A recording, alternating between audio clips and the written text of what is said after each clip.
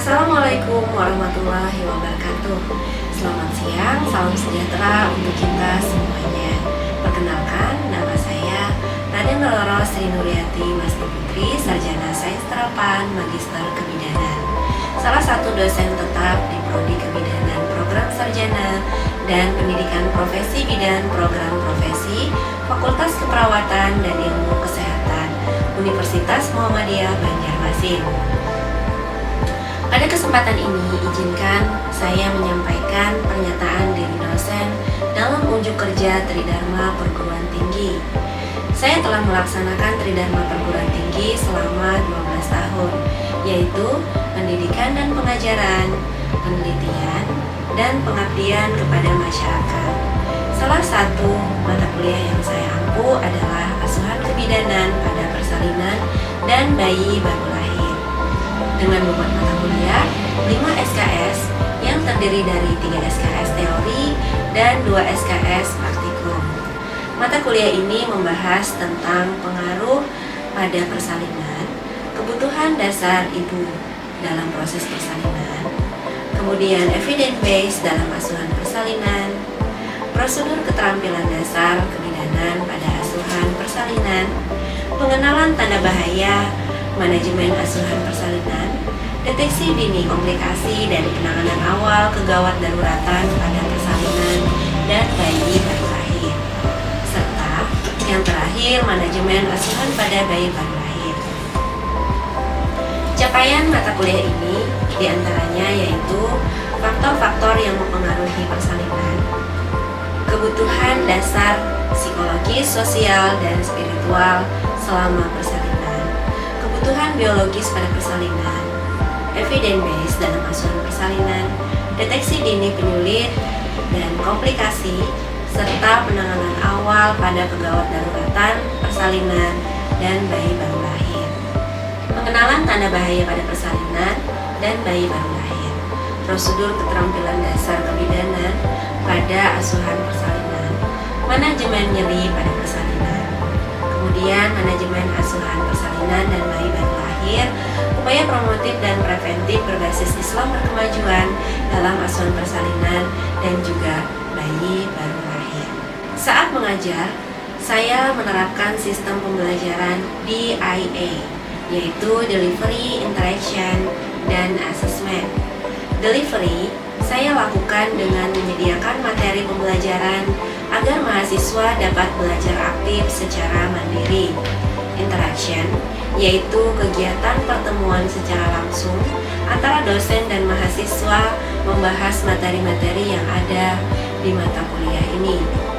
Hal ini bertujuan untuk mencapai capaian pembelajaran lulusan dan capaian pembelajaran mata kuliah.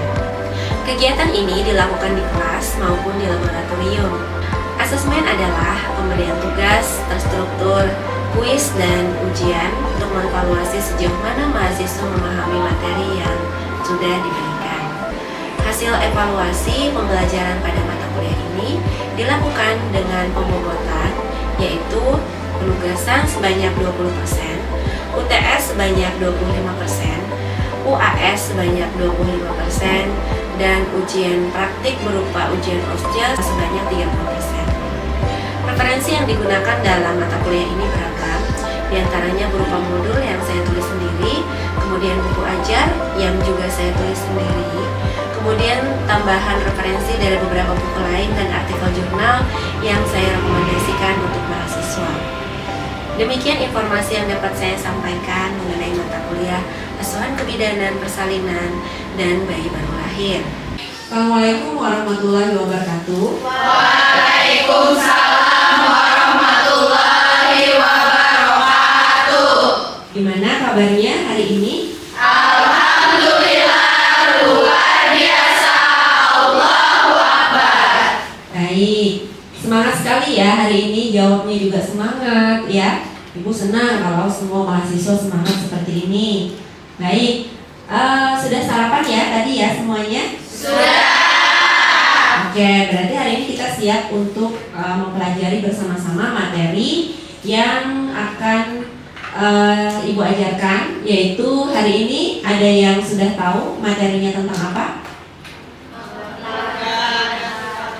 Gimana? Kala baik, kala 3 dan kala 4. Nah, sebelumnya yang sudah masuk itu Ibu Mirawati ya, yang satu tim sama Ibu sudah masuk memberikan materi tentang konsep-konsep dasar pada asuhan persalinan. Untuk Ibu sendiri di sini masuk di pertemuan yang kedua. Baik, pada saat awal perkuliahan kita juga sudah membahas tentang kontak perkuliahan ya.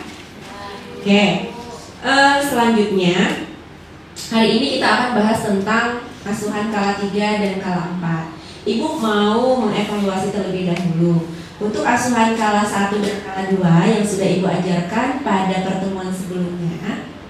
Ada yang bisa menjelaskan apa itu yang dimaksud dengan kala 1? Ada? Angkat tangan. Siapa yang bisa menjelaskan asuhan kala 1 itu apa? Ya, baik, Mbak Sinta, silahkan. Apa yang dimaksud dengan kala 1?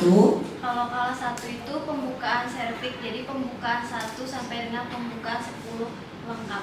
Baik, jadi itu sudah benar ya Mbak Sinta. Jawabannya kala 1 itu adalah pembukaan serviks, yaitu dari pembukaan 1 sampai pembukaan 10. Sekarang Ibu mau tanya lagi yang dimaksud dengan kala 2 yang sebelumnya sudah pernah Ibu jelaskan. Ada yang bisa menjawab apa yang dimaksud dengan kala 2? Mungkin dari sebelah sini, silahkan. Ada yang bisa menjawab kala 2 itu apa? Kala 2 itu lahirnya janin. Benar sekali Mbak Mawar ya namanya ya, Mbak Mawar. Jawabannya sudah benar. Jadi kala 2 itu adalah kala pengeluaran janin atau lahirnya janin, begitu ya. Nah, jadi kalian sudah memahami apa yang sudah Ibu sampaikan pada pertemuan sebelumnya. Baik, sehingga Ibu pada saat ini atau pada hari ini bisa melanjutkan untuk materi kala 3 dan kala 4 lagi, begitu ya. Oke, untuk hari ini kita akan membahas tentang kala 3 dan kala 4 persalinan. Sebelumnya Ibu mau menyampaikan dulu, di sini ada visi dan misi dari Fakultas Keperawatan dan Ilmu Kesehatan ya. Jadi visinya yaitu menjadi universitas terkemuka, unggul, profesional, berkarakter Islam yang berkemajuan di Kalimantan tahun 2025. Sedangkan misinya yaitu yang pertama, menyelenggarakan pendidikan akademik, profesi, dan vokasi untuk mengembangkan ilmu, profesionalisme, dan pembentukan peserta didik berkarakter Islam yang berkemajuan. Kemudian misi yang kedua yaitu menyelenggarakan penelitian dasar dan terapan produk yang inovatif berkualitas untuk menunjang kemandirian bangsa. Visi yang ketiga yaitu mengabdikan keahlian dalam bidang ilmu pengetahuan, teknologi, dan seni untuk kepentingan masyarakat. Dan misi yang keempat yaitu mengembangkan organisasi dalam meningkatkan kualitas tata kelola yang baik atau good university governance ya. Nah, ini adalah visi dan misi dari Universitas Muhammadiyah Banjarmasin yang akan kita sampaikan pada saat setiap kali kita masuk dalam proses pembelajaran. Oke, selanjutnya. Jadi di sini ada kala 3 dan kala 4. Di sini Ibu mau menyampaikan ada ayat Al-Quran yang terkait dengan materi kita pada hari ini sesuai dengan visi dan misi dari kampus kita yaitu Islami ya, sehingga setiap mata kuliah kita terkaitkan dengan Al-Quran dan hadis. Di sini ada Al-Quran surah Maryam ayat 23, yaitu artinya maka rasa sakit akan melahirkan memaksanya bersandar ke pangkal pokok korma seraya berkata, wahai alangkah baiknya jika aku mati sebelum ini, dan jadilah aku seorang yang tidak berarti lagi dilupakan. Apabila nanti kita menjadi bidan mengasuh pada asuhan persalinan, maka kita bisa merasakan juga atau berempati begitu ya, apa yang dirasakan oleh pasien, bagaimana rasa sakit melahirkan itu seperti apa, sehingga kita bisa memberikan asuhan semaksimal mungkin begitu ya. Baik, kita lanjutkan. Ini kala 3 itu adalah kala uri atau kala plasenta ya, kala plasenta atau lahirnya plasenta. Jadi dimulai dari lahirnya bayi dan berakhir dengan lahirnya plasenta beserta dengan selaput ketuban. Jadi di sini kala 3 ini berlangsung sekitar 30 menit ya. Normalnya berlangsung sekitar 30 menit untuk kala 3. Nah, tanda-tanda pelepasan plasenta yang pertama yaitu uterus menjadi bundar, dan uterus terdorong ke atas karena plasenta sudah terlepas dari segmen bawah rahim. Atau di sini ada ketika kita meraba bagian fundus atau bagian perut ibu, itu ada teraba seperti benda yang bundar gitu ya, membulat dan kencang ya, karena adanya otot-otot rahim yang mengencang. Kemudian tali pusat juga memanjang. Jadi setelah lahirnya bayi itu kan tali pusat bisa terlihat ya. Nah itu tali pusatnya terlihat memanjang. Itu adalah tanda-tanda plasenta yang sudah lepas. Lalu yang ketiga, ada semburan darah secara tiba-tiba. Jadi mendadak dan singkat ya. Jadi itu adalah tanda-tanda pelepasan plasenta. Darahnya tidak banyak, tetapi dia menyembur. Sampai di sini bisa dipahami? Baik, ini adalah fisiologi skala 3. Yang pertama, segera setelah bayi lahir itu air ketuban di dalam uterus itu pecah ya, sehingga sudah tidak ada lagi air ketuban yang ada di dalam uterus. Kemudian kontraksi akan terus berlangsung dan ukuran rongga uterus itu akan mendorong tempat melekatnya plasenta, sehingga plasenta itu akan sedikit demi sedikit terlepas dari dinding endometrium. Plasenta akan menjadi tebal atau mengkerut dan memisahkan diri dari dinding uterus. Secara alamiah dia akan terlepas dari dinding endometrium, begitu ya. Kemudian kita lanjutkan. Bagian dari pembuluh darah yang kecil akan robek saat plasenta terlepas. Makanya tadi ada semburan darah yang mendadak dan singkat, karena ada pelepasan atau ada robekan yang terjadi antara permukaan plasenta dengan permukaan dinding rahim atau endometrium ya. Kemudian tempat melekatnya plasenta akan berdarah terus hingga uterus seluruhnya berkontraksi. Setelah plasenta lahir, dinding uterus itu akan berkontraksi dan menekan semua pembuluh darah. Ini yang akan menghentikan perdarahan di tempat melekatnya plasenta tersebut. Sehingga kontraksi uterus setelah lahirnya atau setelah lepasnya plasenta itu sangat berfungsi untuk menghentikan perdarahan. Jadi kalau setelah plasenta lahir itu kontraksinya lemah atau tidak berkontraksi, maka akan terjadi perdarahan yang hebat. Karena adanya kontraksi, perdarahan itu akan berhenti dengan sendirinya. Kemudian sebelum plasenta lahir seluruhnya, uterus tidak bisa maksimal berkontraksi. Lahirnya plasenta yang cepat adalah tujuan dari manajemen aktif skala 3 yang kompeten.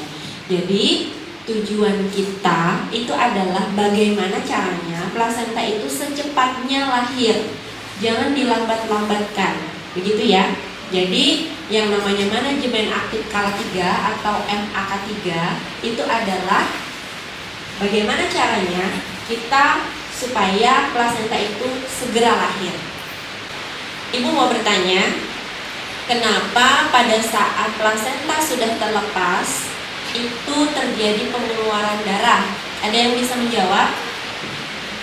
Karena apa? Karena adanya pelepasan atau adanya robekan antara permukaan plasenta dengan dinding endometrium tadi ya, sehingga ada darah yang keluar secara mendadak dan singkat. Ini ada pemeriksaan pelepasan plasenta. Diingat ya. Yang pertama ada namanya Kushner ya. Jadi ada perasaan Kushner. Di sini tali pusat diregangkan atau dibentang gitu ya. Tali pusatnya dibentang, kemudian tangan kiri menekan atas simfisis. Apabila ketika ditekan di atas simfisis tali pusatnya itu memendek, maka itu berarti belum lepas plasentanya. Tapi ketika ditekan simfisis, tali pusat itu ukurannya tetap saja, berarti dia sudah terlepas. Paham? Oke, kemudian ada. Nah, ketika ditekan itu tali pusat masuk berarti belum lepas. Ini adalah namanya perasaan Kushner. Sekarang ada namanya perasaan Starkman. Jadi tangan kanan menegangkan atau menarik sedikit tali pusat, tangan kiri mengetok-ngetok pundus. Jadi satu menarik atau menegangkan, satunya diketok-ketok ya pundusnya ya. Nah, ketika pundus diketok-ketok itu ya, apabila rasa bergetar, maka itu belum lepas. Kalau diketok-ketok itu tadi tidak ada rasa bergetar pada tali pusat, maka itu sudah lepas. Ini namanya ada perasaan plain ya. Wanita disuruh mengedan, tali pusat tampak turun ke bawah. Bila pengedanannya dihentikan, tali pusat masuk kembali ke dalam vagina. Nah, itu artinya plasenta belum lepas. Paham ya? Sekarang coba jelaskan yang tadi untuk perasaan Strassman. Ada yang bisa menjelaskan perasaan Strassman? Ada? Ya, silakan Mbak Sinta. Jadi proses Strassman tadi, tangan kanannya meregangkan, tangan kirinya mengetok-ngetok.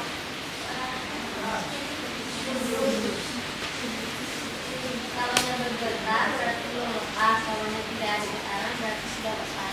Baik, jawabannya benar ya Mbak Sinta. Jadi itu adalah perasaan Strassman. Oke, bisa kita lanjutkan ya. Manajemen aktif kala 3 ini keuntungannya adalah yang pertama, lama kala 3 menjadi lebih singkat, jadi tidak lama ya.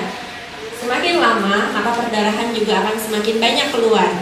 Ketika kala 3 ini semakin singkat terjadinya, maka perdarahan juga akan bisa diminimalkan. Makanya MAK3 itu berfungsi untuk mempersingkat kala 3 ya.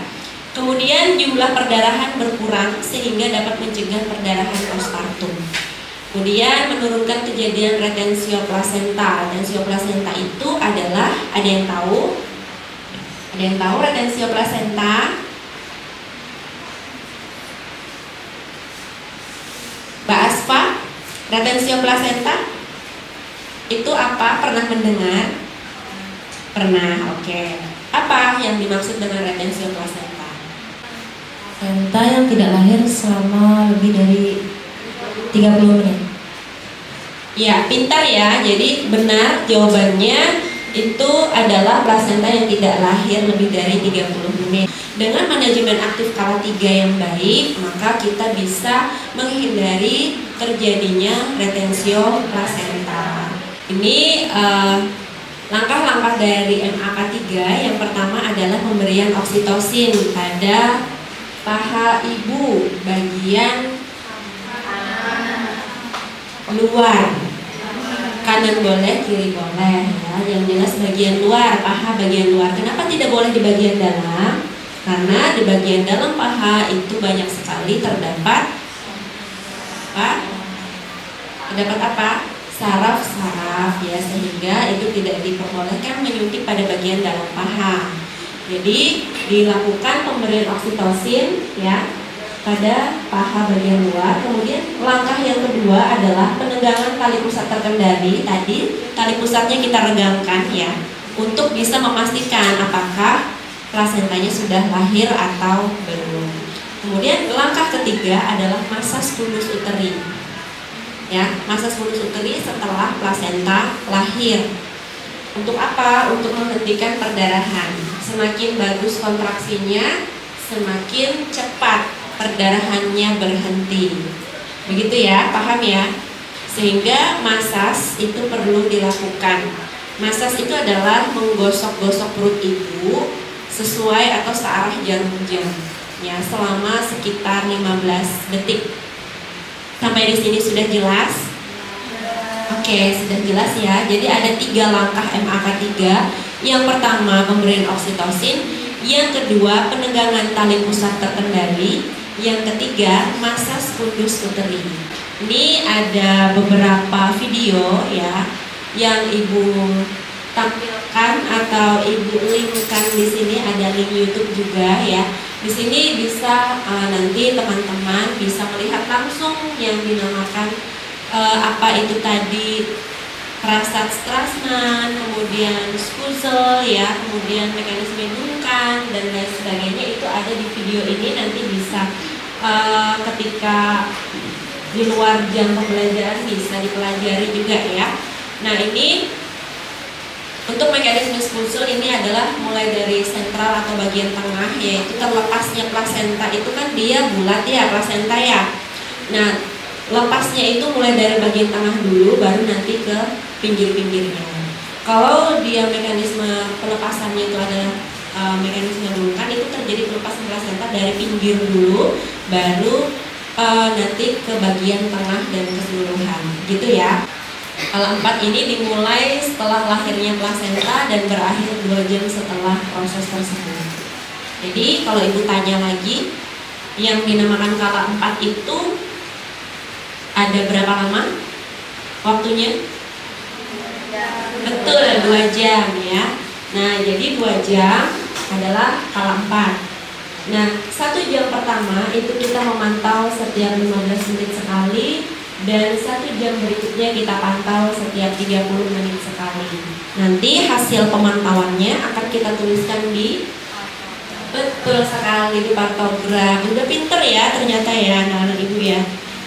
Oke, ini pemeriksaan kala 4, memastikan tanda-tanda vital, kontraksi uterus, kemudian perdarahan dalam keadaan normal. Ya, jadi ini yang harus kita cek atau harus kita periksa. Kemudian mengosongkan kandung kencing, membantu ibu untuk berkemih.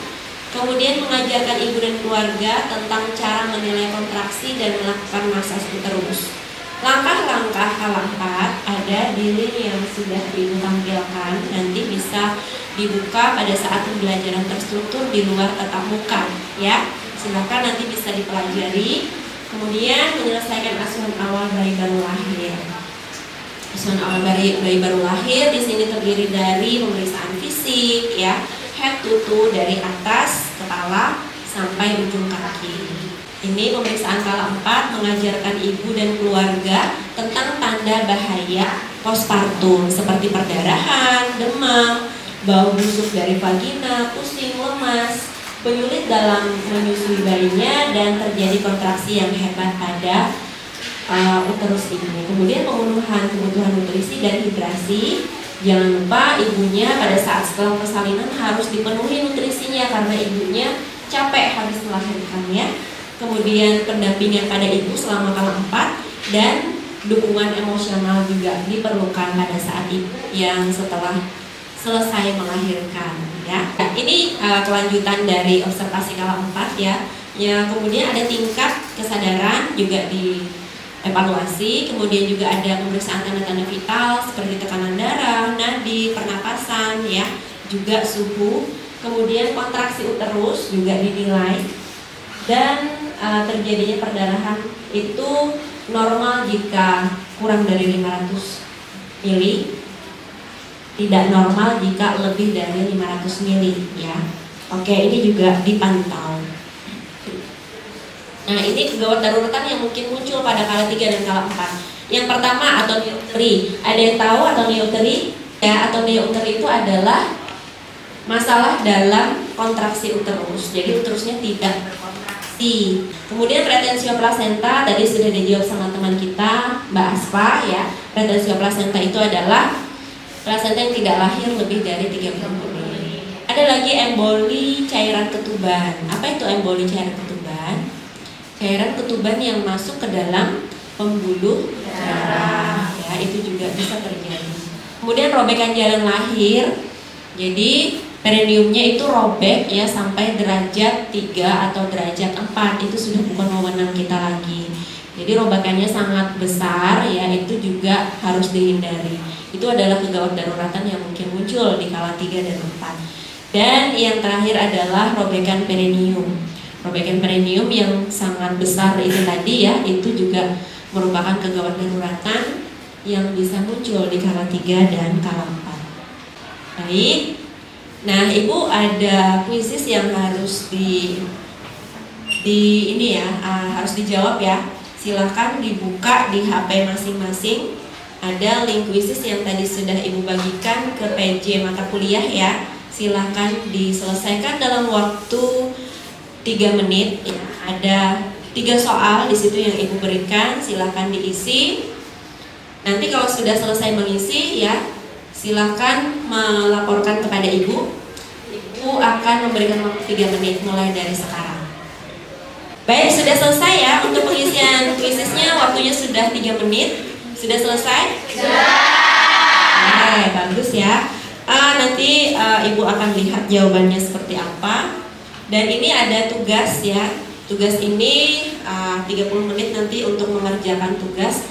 Dan ini juga bisa nanti dikerjakan di tempat lain, tidak mesti harus di kelas ya.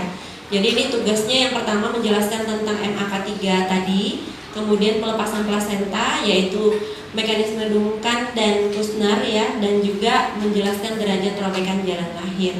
Tuliskan dalam bentuk makalah ya.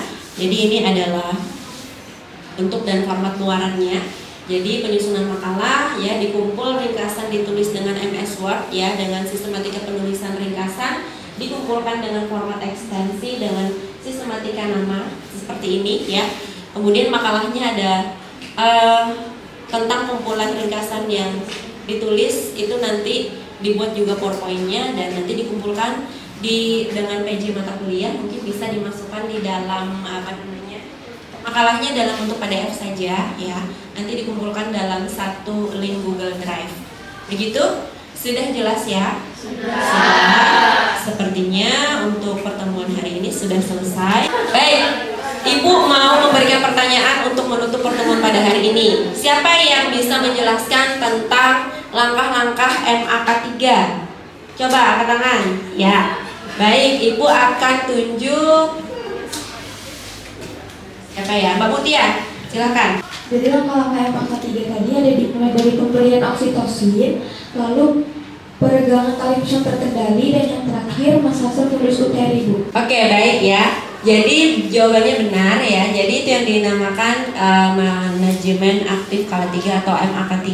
Yang pertama yaitu pemberian oksitosin, yang kedua adalah peregangan tali pusat terkendali, dan tiga adalah asas UTR. Baik, semuanya sepertinya sudah memahami ya apa yang dimaksud dengan kala 3 dan kala 4. Untuk hari ini sepertinya Ibu cukupkan ya.